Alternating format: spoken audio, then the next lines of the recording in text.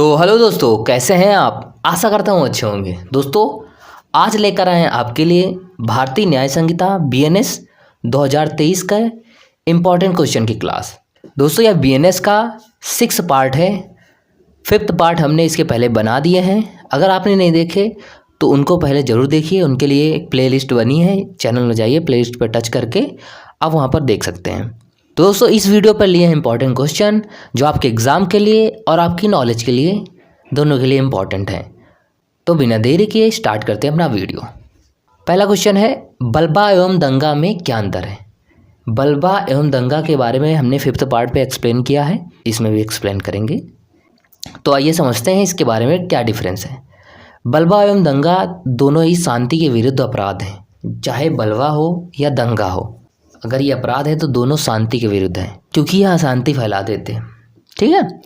तो जब किसी विध विरुद्ध जमाव द्वारा, उसके किसी सदस्य द्वारा ऐसे जमाव के समान उद्देश्य को अग्रसर करने में बल या हिंसा का प्रयोग किया जाता है, तब ऐसे जमाव का हर सदस्य बलवा का अपराधी होगा। वहीं जब 2 या 2 से अधिक व्यक्ति लोक स्थानों में लड़कर लोक शांति में विघ्न डालते हैं, तब यह कहा जाता है कि वे दंगा करते हैं। ठीक है। इनमें बेसिक डिफरेंस समझते हैं। पहला है, बलवा निजी या सार्वजनिक, प्राइवेट और पब्लिक स्थान पर हो सकता है। बलवा होता है वह निजी, प्राइवेट स्थान पर या पब्लिक स्थान पर, दोनों जगह हो सकता है। ठीक है। लेकिन दंगा सिर्फ सार्वजनिक स्थान पर हो सकता है, पब्लिक प्लेस पर। वो निजी स्थान पर दंगा नहीं हो सकता। ठीक है। जो बलवा होता है वो प्राइवेट स्थान या पब्लिक या दोनों में होता है, लेकिन जो हमारा दंगा होता है वो पब्लिक प्लेस पर ही माना जाता है, निजी स्थान पर नहीं। दूसरा है, बलवा के लिए व्यक्तियों की संख्या कम से कम 5 होनी चाहिए। जो बलवा होता है उसमें कम से कम 5 लोग होने चाहिए। लेकिन दंगा के लिए 2 या 2 से अधिक व्यक्तियों द्वारा किया जा सकता है। अगर दंगा है तो 2 या 2 से अधिक व्यक्ति दंगा कर सकते हैं, लेकिन बलवा करने के लिए कम से कम 5 व्यक्तियों की आवश्यकता होती है। ठीक है। 5 व्यक्ति होना आवश्यक है। दोस्तों वहीं बलवा में विध विरुद्ध जमाव का प्रत्येक सदस्य दंडित किया जाता है, भले ही उसके कुछ लोगों ने व्यक्तिगत रूप से बल या हिंसा का प्रयोग ना किया हो।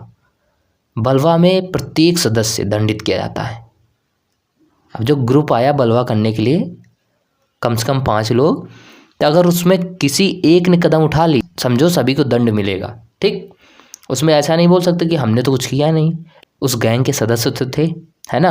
दंगे में सिर्फ वे ही व्यक्ति दंडित होते हैं जिन्होंने वास्तव में उसमें भाग लिया हो। दंगा जो होता है वही व्यक्ति दंडित होंगे जिन्होंने अपराध किया है, वहाँ पर भाग लिया है। ठीक। दोस्तों बलवा दंगे की अपेक्षा अधिक गंभीर अपराध होने के कारण उसके लिए 2 वर्ष का सादा या कठोर कारावास या अर्थदंड या दोनों में से दंडित किए जाने का प्रावधान है। लेकिन दंगा पे अपेक्षाकृत कम गंभीर अपराध है, अतः उसके लिए सिर्फ 1 मास तक का सादा या कठोर कारावास या 1000 रुपये तक के अर्थदंड से या दोनों से दंडित किया जा सकता है। जो दंगा का अपराध करने पर सजा के बारे में 1 माह के लिए प्रावधान है, वो सादा या कठोर दोनों कारावास हो सकता है। लेकिन जो बलवा है वो दंगा की अपेक्षा अधिक गंभीर माना जाता है, तो इसमें 2 वर्ष का सादा या कठोर कारावास के लिए प्रावधान या अर्थदंड या दोनों दंडित किया जा सकता है। जैसा अपराध हुआ वैसे ही दंड दिया जाएगा, अपराध की प्रकृति देखकर दंड दिया जाता है। ठीक। तो आप बलवा और दंगा के बारे में समझ गए होंगे। बलवा में कम से कम 5 लोग होने चाहिए और वो पब्लिक या प्राइवेट दोनों में हो सकता है, लेकिन दंगा 2 या 2 से अधिक लोग होंगे तब भी वो दंगा माना जाएगा अगर पब्लिक प्लेस पे होता है, क्योंकि दंगा तो प्राइवेट प्लेस पर नहीं हो सकता। ठीक। तो आप इसके बारे में दोनों समझ गए होंगे, पूरा क्लियर हो गया होगा बलवा और दंगा के बारे में। ठीक। तो आगे बढ़ते हैं दोस्तों। तो दोस्तों नेक्स्ट क्वेश्चन हमारा है, बलवा एवं विध विरुद्ध जमाव में क्या अंतर है। तो दोस्तों इसके लिए भी जान लेते हैं कि बलवा और अनलॉफुल असेंबली में। दोस्तों जब 2 पक्ष उपद्रवी ढंग से एकत्रित होते हैं तथा अपने उद्देश्य को हिंसक द्वारा यथार्थता निष्पादित करते हैं तो वह एक बलवा होगा। यदि व्यक्तियों का समूह यानी कम से कम 5 से अधिक व्यक्ति एक प्रयोजनवश केवल मिलते हैं, जिसे यदि संपादित किया जाता है तो वे प्रभावकारी बन जाते हैं तथा बिना कुछ किए और प्रयोजन के निष्पादित किए ही बिखर जाते हैं, तो वह एक विधि विरुद्ध जमाव माना जाएगा। दोस्तों, बलवा में हिंसा या बल प्रयोग आवश्यक है, लेकिन विधि विरुद्ध जमाव में अवैध उद्देश्य हैं पर्याप्त है, बल या हिंसा आवश्यक नहीं है। जो विधि विरुद्ध जमाव होता है उसमें जो उनका उद्देश्य है वही अवैध है। अब उसमें जरूरी नहीं कि विधि विरुद्ध जमाव में, जैसे हमने बताया था अनलॉफुल असेंबली में, हिंसा करना जरूरी नहीं है। दोस्तों, बलवा का क्षेत्र सीमित है। इसे भारतीय न्याय संहिता की धारा 191 सब क्लॉज फर्स्ट में परिभाषित किया गया है, लेकिन विधि विरुद्ध जमाव का क्षेत्र अत्यंत विस्तृत है तथा इसे भारतीय न्याय संहिता की धारा 189 सब क्लॉज फर्स्ट में परिभाषित किया गया है। तो दोस्तों, आप बलवा और विधि विरुद्ध जमाव के बारे में समझ गए होंगे कि बलवा और विधि विरुद्ध जमाव में दोनों में ही कम से कम 5 आदमी होना चाहिए या 5 से अधिक होते हैं। बलवा में क्या होता है, हिंसा का प्रयोग करना आवश्यक है, लेकिन विधि विरुद्ध जमाव में केवल अवैध उद्देश्य होना ही पर्याप्त होता है। ठीक है, उसमें बलवा या हिंसा आवश्यक नहीं है। ठीक, तो आप समझ गए होंगे इसके बारे में। आगे चलते हैं दोस्तों। नेक्स्ट क्वेश्चन हमारा बनता है घोर उपहति, ग्रीवियस हर्ट। आइए जानते हैं इसके बारे में। भारतीय न्याय संहिता 2023 की धारा 116 घोर उपहति को परिभाषित करती है। उपहति क्या होती है? जैसे चोट पहुंचाना किसी को, हर्ट, किसी को बहुत तगड़ी चोट पहुंचा देना। कौन कौन से माने जाते हैं? अगर वो ये 8 ग्राउंड में है तो ग्रीवियस हर्ट माना जाएगा, नहीं तो वो उपहति मानी जाएगी, हर्ट माना जाएगा। ये 8 ग्राउंड समझ लेते हैं। पहला है पुरुषत्व हरण, किसी के प्राइवेट पार्ट को हानि पहुंचाना। दूसरा है दोनों में से किसी नेत्र की दृष्टि का स्थायी विच्छेद, दोनों में से, 2 आंखों में से किसी एक आंख का स्थायी विच्छेद, मतलब फोड़ देना, उसकी आंख की रोशनी चली जाए। तीसरा है दोनों में से किसी भी कान की श्रवण शक्ति का स्थायी विच्छेद, 2 कान हैं उनमें से किसी भी कान की श्रवण शक्ति का स्थायी विच्छेद कर देना, श्रवण शक्ति खत्म कर देना। ये भी घोर उपहति आता है, ग्रीवियस हर्ट होता है। चौथा है किसी भी अंग या जोड़ का विच्छेद, दोस्तों किसी के शरीर के अंग का विच्छेद कर देना। पांचवा है किसी भी अंग या जोड़ की शक्ति का नाश या स्थायी ह्रास कर देना, ये भी आता है ग्रीवियस हर्ट में। छठा है सिर या चेहरे का स्थायी विद्रूपीकरण, किसी के चेहरे में या सिर पे विद्रूपीकरण कर देना, चोट पहुंचा देना तगड़ी से, स्थायी होनी चाहिए। सातवां है अस्थि या दांत का भंग या विध्वंस कर देना, किसी के दांत तोड़ देना, ये भी आता है ग्रीवियस हर्ट में।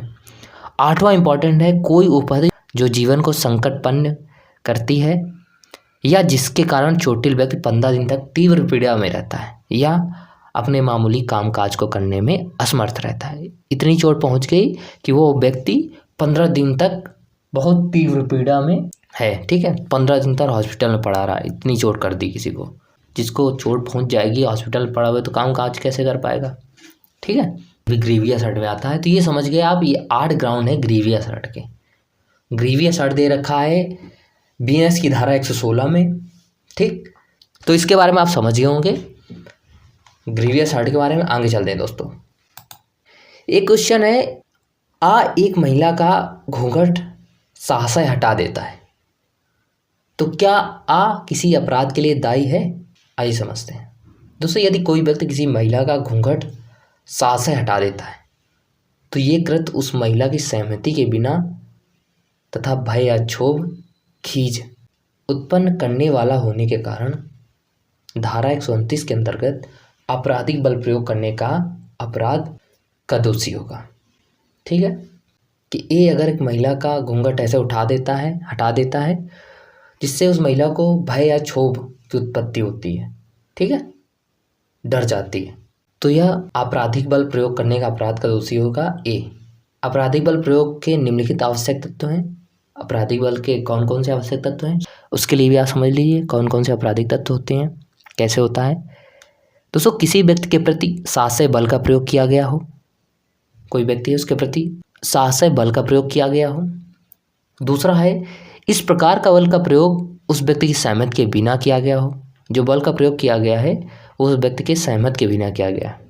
तीसरा है ऐसा बल प्रयोग किसी अपराध करने के उद्देश्य से या किसी व्यक्ति के प्रति उसका उपयोग किया जाए, उसको क्षति, भय, क्षोभ कारित करने के आशय से किया गया, और जो बल प्रयोग किया गया है ना उसको क्षति पहुंचाने के लिए, उसको उसके ऊपर भय उत्पन्न करने के लिए, यह भी आशय होना चाहिए उस बल में, तब वो आपराधिक बल माना जाएगा। ठीक, अब ए ने यहाँ पर साशय घूंघट उठाया, ठीक, तो यहाँ पर उसका आशय था ना भय या क्षोभ पहुंचाना। तो दोस्तों आपराधिक बल के बारे में आप समझ गए होंगे। जिस व्यक्ति के प्रति बल प्रयोग किया जा रहा है वो साहसी होना चाहिए और उसकी सहमति के बिना होना चाहिए, और जो उस बल का प्रयोग कर रहा है उसका आशय क्षति भय या क्षोभ पहुंचाना होना चाहिए, तो वह आपराधिक बल के कोटि में आता है, ठीक। तो इसके बारे में आप समझ गए होंगे क्वेश्चन के बारे में। तो दोस्तों हमारा लास्ट क्वेश्चन था इस वीडियो का, और भी इसके पार्ट लाएंगे जब तक क्वेश्चन खत्म नहीं हो जाते। बीएनएस के इंपॉर्टेंट क्वेश्चन भारतीय न्याय संहिता के आपके लिए लाते रहेंगे। और हाँ, अगर इसकी आपको पीडीएफ चाहिए तो हमारे टेलीग्राम चैनल में ज्वाइन हो जाइए। टेलीग्राम चैनल का लिंक आपको डिस्क्रिप्शन में और कमेंट बॉक्स में मिल जाएगा। अगर आपका कोई क्वेश्चन है तो हमें कमेंट करके ज़रूर बताइए। वीडियो कैसा लगा ये भी कमेंट कर दीजिए। वीडियो को लाइक ज़रूर कर दीजिए। चैनल में नए हैं तो चैनल को सब्सक्राइब कर दीजिए। मिलते हैं नेक्स्ट वीडियो में। खुश रहिए, मस्त रहिए।